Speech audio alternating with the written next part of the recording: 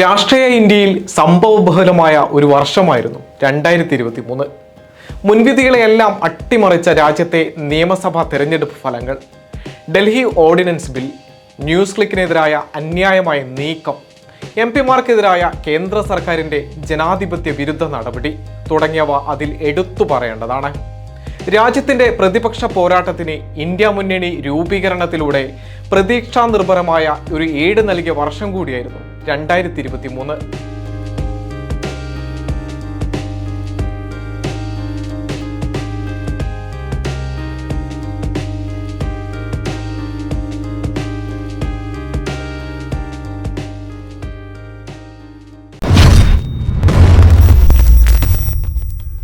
Delhi deputy chief minister Manish സിസോദിയയെ CBI arrest ചെയ്തത് രാജ്യത്തേറെ കോളിളക്കമുണ്ടാക്കിയ സംഭവമാണ്. ദില്ലി മദ്യനയ കേസിലുണ്ടായ അറസ്റ്റ് നടപടി ഇക്കഴിഞ്ഞ ഫെബ്രുവരി മാസം 26-ാം തീയതിയാണ് ഉണ്ടായത്. മദ്യവിൽപ്പന പൂർണ്ണമായി സ്വകാര്യവൽക്കരിക്കുന്നതാണ് ദില്ലി എക്സൈസ് നയം. 2022 നവംബറിലുണ്ടായ ഈ നീക്കമാണ് വിവാദത്തിനും കേസിനും ആധാരം.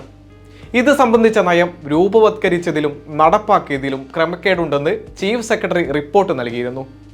ഈ റിപ്പോർട്ടിൽ ദില്ലി ഗവർണർ CBIയുടെ അന്വേഷണത്തിന് ശുപാർശ ചെയ്തു.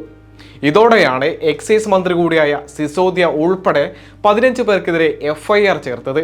വിവാദം ശക്തമായതോടെ ദില്ലി സർക്കാർ മദ്യനയം പിൻവലിച്ചത് ശ്രദ്ധേയമായി. ത്രിപുര, നാഗാലാൻഡ്, മേഘാലയ എന്നീ 3 സംസ്ഥാനങ്ങളിലെ തെരഞ്ഞെടുപ്പ് ഫലം വന്നത് മാർച്ച് 2-നാണ്. ത്രിപുരയിൽ 60-ൽ 32 സീറ്റുകളിൽ വിജയിച്ച BJP ആണ് ഭരണം പിടിച്ചത്. നാഗാലാൻഡിൽ BJP NDPP സഖ്യം വിജയിച്ചപ്പോൾ മേഘാലയയിൽ NPP ഏറ്റവും വലിയ ഒറ്റകക്ഷിയായി മാറി. രാജ്യത്ത് വലിയ ചർച്ചകൾക്കും പ്രതിഷേധത്തിനും വഴിവെച്ച സംഭവമായിരുന്നു രാഹുൽ ഗാന്ധിയുടെ ലോക്സഭാംഗത്വം റദ്ദാക്കിയത്. 2019-ലെ ലോക്സഭാ തെരഞ്ഞെടുപ്പിനിടെ കോലാറിൽ നടന്ന പ്രസംഗത്തിൽ നരേന്ദ്രമോദിയെ രാഹുൽ വിമർശിച്ചിരുന്നു. ഈ വിഷയത്തിൽ ഗുജറാത്ത് കോടതി 2 വർഷം തടവു ശിക്ഷ വിധിച്ചു. ഇതോടെ മാർച്ച് 24-ാം തീയതി ലോക്സഭാ സെക്രട്ടേറിയറ്റ് രാഹുലിനെ അയോഗ്യനാക്കി. നീരവ് മോദിയോ ലളിത് മോദിയോ നരേന്ദ്രമോദിയോ ആകട്ടെ, എന്തുകൊണ്ടാണ് എല്ലാ കള്ളന്മാരുടെയും പേരിൽ മോദി ഉള്ളത് എന്നായിരുന്നു രാഹുലിന്റെ വിമർശനം. ഈ രാഷ്ട്രീയ വിമർശനത്തിനാണ് നടപടി. അദ്ദേഹത്തിനെതിരായ ശിക്ഷ സുപ്രീം കോടതി സ്റ്റേ ചെയ്തതോടെ ഓഗസ്റ്റ് 7-ന് ലോക്സഭാ സെക്രട്ടേറിയറ്റ് രാഹുൽ ഗാന്ധിയെ പാർലമെന്റിലേക്ക് തിരിച്ചെടുത്തത് കോൺഗ്രസിന് വലിയ ആശ്വാസം പകർന്നു. വരാനിരിക്കുന്ന പാർലമെന്റ് തെരഞ്ഞെടുപ്പിൽ NDAയെ നേരിടാൻ പ്രതിപക്ഷം ജൂലൈ 18-ന് രൂപീകരിച്ച മുന്നണിയാണ് ഇന്ത്യ സഖ്യം. Indian national development inclusive alliance എന്ന മുന്നണി രാജ്യത്തിന് 2023-ൽ വലിയ പ്രതീക്ഷയാണ് നൽകിയത്. ബംഗളൂരുവിൽ ചേർന്ന 26 പ്രതിപക്ഷ പാർട്ടികളുടെ യോഗത്തിലാണ് ഇങ്ങനെയൊരു തീരുമാനം. BJPയെ അധികാരത്തിൽ നിന്നും അകറ്റാൻ 2004-ലാണ് UPA മുന്നണി രൂപീകരിച്ചത്. സമാനമായ നീക്കമാണ് പുതിയ സഖ്യത്തിലൂടെയും പ്രതിപക്ഷത്തിന്റെ ശ്രമം. ഇന്ത്യ മുന്നണിയിലെ പാർട്ടികൾ പല സംസ്ഥാനങ്ങളിലും നേരിട്ട് ഏറ്റുമുട്ടുന്നുണ്ടെന്നത് വസ്തുതയാണ്. എന്നാൽ BJPക്ക് സ്വാധീനമുള്ള മണ്ഡലങ്ങളിലും ദേശീയ തലത്തിലും കാവി പാർട്ടിക്കെതിരെ ശക്തിയുക്തം നിലകൊള്ളുകയാണ് ഇന്ത്യ മുന്നണിയുടെ ലക്ഷ്യം. സുപ്രീം കോടതി വിധിയും പ്രതിപക്ഷ പ്രതിഷേധവും കണ്ടില്ലെന്ന് നടിച്ചാണ് ദില്ലി ഓർഡിനൻസ് ബിൽ ഓഗസ്റ്റ് 4-ന് കേന്ദ്രം രാജ്യസഭയിൽ പാസാക്കിയത്. ബില്ലിനെ അനുകൂലിച്ച് 131 പേർ വോട്ട് ചെയ്തപ്പോൾ 102 അംഗങ്ങളാണ് എതിർത്തത്. നേരത്തെ ലോക്സഭയിൽ പാസായ ബിൽ രാജ്യസഭയിൽ കൂടെ പാസായതോടെ ദില്ലി സർക്കാരിനെ വരുതിയിൽ നിർത്തുകയെന്ന കേന്ദ്രം ഉന്നമിട്ട ലക്ഷ്യത്തിലെത്തി. ദില്ലി സർവീസ് ബിൽ സുപ്രീം കോടതി ഉത്തരവിനെ ലംഘിച്ചുകൊണ്ടാണെന്നത് പകൽ പോലെ വ്യക്തം. എന്നാൽ അങ്ങനെയല്ല എന്നാണ് കേന്ദ്ര ആഭ്യന്തരമന്ത്രി അമിത്ഷാ അന്ന് അവകാശപ്പെട്ടത്. ബിൽ പാർലമെന്റിനെ സെലക്ട് കമ്മിറ്റി ഓഫ് ഹൗസിനെ അയക്കണമെന്ന് പ്രതിപക്ഷം പ്രമേയം പാസാക്കിയിരുന്നു. എന്നാൽ അത് രാജ്യസഭ ശബ്ദ വോട്ടോടെ തള്ളി. ഇത്തരത്തിൽ പ്രതിപക്ഷത്തിന്റെ ഒരു അഭിപ്രായവും മുഖവിലക്കെടുക്കാതെയുള്ള നീക്കമാണ് ഈ വിഷയത്തിലും പതിവ് പോലെ കേന്ദ്ര സർക്കാർ നടത്തിയത്.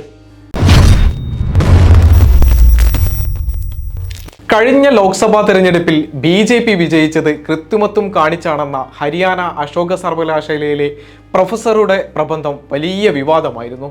സർവകലാശാലയിലെ സാമ്പത്തിക ശാസ്ത്ര വിഭാഗം അസിസ്റ്റന്റ് പ്രൊഫസറായിരുന്ന സബ്യസാചി ദാസാണ് പ്രബന്ധം എഴുതിയത്. വിവാദം കടുത്തതോടെ സബ്യസാചി ദാസ് രാജിവെക്കുകയായിരുന്നു.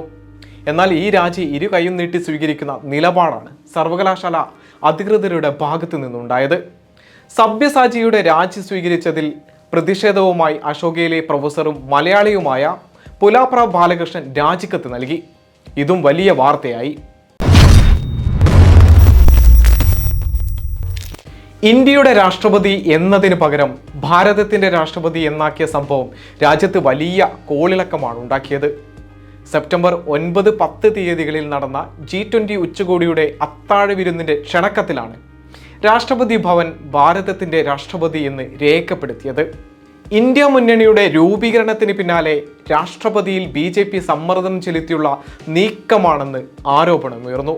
പിന്നാലെ G20 ഉച്ചകോടിയിൽ പ്രധാനമന്ത്രി പങ്കെടുത്തപ്പോൾ ഇന്ത്യയുടെ പ്രധാനമന്ത്രി എന്നതിന് പകരം ഭാരതത്തിൻ്റെ പ്രധാനമന്ത്രി എന്നായി. വിഷയം രാജ്യത്ത് വലിയ ചർച്ചയാവുകയും കേന്ദ്ര സർക്കാരിനെതിരെ വലിയ വിമർശനം ഉയരുകയുമുണ്ടായി.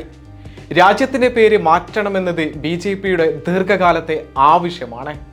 1949 ഭരണഘടനാ അസംബ്ലി ആലോചിച്ചത് പ്രകാരം ഇന്ത്യയുടെ പേര് ഭാരത് എന്നോ ഭാരത് വർഷ് എന്നോ മാറ്റണമെന്ന് BJP MP മിതേഷ് പട്ടേൽ ലോക്സഭയിൽ ആവശ്യപ്പെട്ടിരുന്നു. 2022 ഡിസംബറിലാണ് അദ്ദേഹം ഈ ആവശ്യം ഉയർത്തിയത്.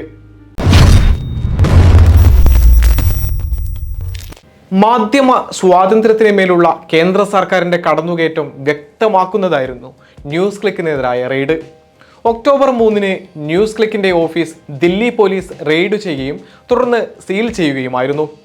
October 16 chief editor Prabir Purkayastha പുറമെ HR മാനേജരും നിരവധി മാധ്യമ പ്രവർത്തകരും അറസ്റ്റിലായി.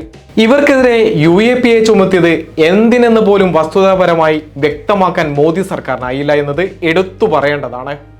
വിമർശിച്ചുകൊണ്ടുള്ള വാർത്ത ചെയ്തതാണ് കേന്ദ്ര സർക്കാരിനെ ചൊടിപ്പിച്ചതെങ്കിലും ചൈനീസ് ഫണ്ടിംഗ് ആരോപിച്ചാണ് ദില്ലി പോലീസ് ED നടപടി. PM കെയറിൽ ഉൾപ്പെടെ കേന്ദ്ര സർക്കാർ ചൈനീസ് ഫണ്ട് കൈപ്പറ്റുന്നുണ്ടെങ്കിലും അതിലൊന്നുമില്ലാത്ത വിഷയമാണ് ന്യൂസ് ക്ലിക്കിന്റെ കാര്യത്തിലുണ്ടായത്. രാജസ്ഥാൻ, മധ്യപ്രദേശ്, ഛത്തീസ്ഗഡ്, തെലങ്കാന സംസ്ഥാനങ്ങളിലെ തെരഞ്ഞെടുപ്പ് ഫലം വന്നത് ഡിസംബർ 3 തീയതിയാണ്. രാജസ്ഥാൻ, മധ്യപ്രദേശ്, ഛത്തീസ്ഗഡ് സംസ്ഥാനങ്ങളിൽ BJP വിജയിച്ചപ്പോൾ തെലങ്കാന കോൺഗ്രസ് പിടിച്ചെടുക്കുകയായിരുന്നു. 4 തീയതി വന്ന മിസോറാം തെരഞ്ഞെടുപ്പ് ഫലം ഭരണകക്ഷിയായ മിസോ നാഷണൽ ഫ്രണ്ടിന് വൻ തിരിച്ചടിയുണ്ടാക്കി. സോറം പീപ്പിൾസ് മൂവ്മെൻ്റാണ് ഇവിടെ ജയിച്ചത്. ഹിന്ദി ഹൃദയഭൂമിയായ രാജസ്ഥാൻ, മധ്യപ്രദേശ്, ഛത്തീസ്ഗഡ് എന്നിവിടങ്ങളിലെ പരാജയം കോൺഗ്രസിന് കനത്ത പ്രഹരമായി. തെലങ്കാന BRSൽ നിന്നും പിടിച്ചെടുത്തെങ്കിലും രാജസ്ഥാൻ, ഛത്തീസ്ഗഡ് എന്നിവിടങ്ങളിലെ തോൽവി രാജ്യത്തെ ഏറ്റവും പഴക്കം ചെന്ന പാർട്ടിക്ക് വലിയ ആഘാതമായി മാറി. ഹിന്ദി നാടുകളിലെ കോൺഗ്രസിൻ്റെ മൃദു ഹിന്ദുത്വമാണ് ആ പാർട്ടിക്ക് വിനയായതെന്നത് വ്യക്തം. മൃദു ഹിന്ദുത്വമുള്ള കോൺഗ്രസിനേക്കാൾ നല്ലതല്ലേ തീവ്ര ഹിന്ദുത്വമുള്ള BJP എന്ന് അവിടുത്തുകാർ ചിന്തിച്ചു. ഹിന്ദുത്വ നിലപാട് വിട്ട് മതനിരപേക്ഷ ജനാധിപത്യ സമീപനമാണ് സ്വീകരിക്കേണ്ടതെന്ന നല്ല പാഠം കൂടിയാണ് ഈ ഫലം കോൺഗ്രസിന് നൽകുന്നത്. രാജ്യത്തെ നടുക്കിയ സംഭവമാണ് പാർലമെന്റിൽ ഡിസംബർ 13 നടന്ന പുകെ ആക്രമണം. പുതിയ പാർലമെന്റ് കെട്ടിടം ലോകത്തിലെ ഏറ്റവും സുരക്ഷിതമായ ഇടമെന്നാണ് കേന്ദ്ര സർക്കാർ അവകാശവാദം. അങ്ങനെയുള്ള ഇടത്താണ് സന്ദർശക ഗ്യാലറിയിൽ നിന്നും 2 പേർ ചാടിയിറങ്ങി ലോക്സഭ നടുത്തളത്തിൽ പുകയാക്രമണം നടത്തിയത്. പുറമെ വിഷയത്തിൽ പ്രതിഷേധിച്ച MPമാരെ കൂട്ടമായി സസ്പെൻഡ് ചെയ്തതും രാജ്യം അമ്പരപ്പോടെ കണ്ടു. BJP മൈസൂർ MP പ്രതാപ് സിംഹ നൽകിയ പാസ് ഉപയോഗിച്ചാണ് അക്രമികളിൽ ഒരാൾ അകത്തു കയറിയത്. പ്രതികളെ പിടികൂടിയിട്ട് പോലും പാസ് നൽകിയ MPക്കെതിരെ നടപടി സ്വീകരിക്കാൻ കേന്ദ്രം തയ്യാറായില്ല. വിഷയത്തിൽ പ്രതിഷേധിച്ച ലോക്സഭയിലെയും രാജ്യസഭയിലെയും 143 പ്രതിപക്ഷ MPമാരെയാണ് ആകെ സസ്പെൻഡ് ചെയ്തത്. പ്രതിപക്ഷ ശബ്ദങ്ങളെ ഇല്ലാതാക്കി ഇതിനിടെ തിരക്കിട്ട് ഒഴിഞ്ഞ പ്രതിപക്ഷ കസേരകളെ നോക്കി ക്രിമിനൽ നിയമ ഭേദഗതി ബില്ലടക്കം കേന്ദ്രം പാസാക്കുകയും ചെയ്തു. രാജ്യത്തിന്റെ ജനാധിപത്യ മതനിരപേക്ഷ ഭരണഘടനാ മൂല്യങ്ങൾക്ക് കടുത്ത നിരാശയും ദുഃഖവും ഉണ്ടാക്കിയ നിരവധി സംഭവങ്ങളാണ് 2023 ഉണ്ടായതെന്ന് വ്യക്തം. ഈ സംഭവങ്ങളിലെ നിരാശ മറികടക്കുന്നതാവട്ടെ പുതുവർഷമെന്ന് നമുക്ക് പ്രത്യാശിക്കാം.